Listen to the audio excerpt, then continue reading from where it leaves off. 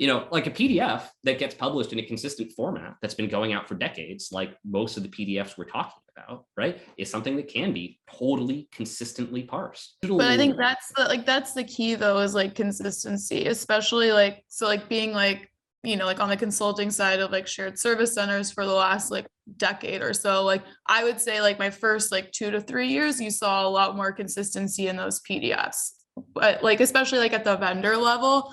But then like as like time's gone on, right, and like as these larger organizations are moving to these cloud-based web applications, actually what you're seeing is there's actually a lack of consistency. So like it's at least once a quarter that those invoices are changing, right, and like the way they read from like the same vendor, right? And I think that's like the big problem that a lot of folks are having with these like structured or semi-structured solutions, because it's like an invoice, like if you ask most business people and you ask them like, what type of structure does this take? They would say it's a structured document. And I would actually very much disagree, because it's not a structured document in the way that we consume them today, in the way that they're printed and received, right? Like they're changing at a minimum quarterly.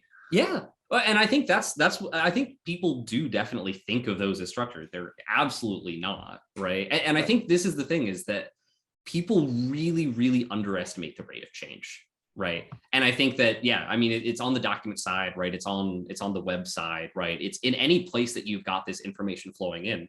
If anything has changed, it's probably that now when you change the format of your invoice, right, you don't have to. So actually, this is kind of interesting. In a way, it's possible that not having scanned documents will lead to an increase in document variability, right? Because when you're dealing with scanned documents, it's a huge hassle to go get something printed in a particular way. That's a whole process, right?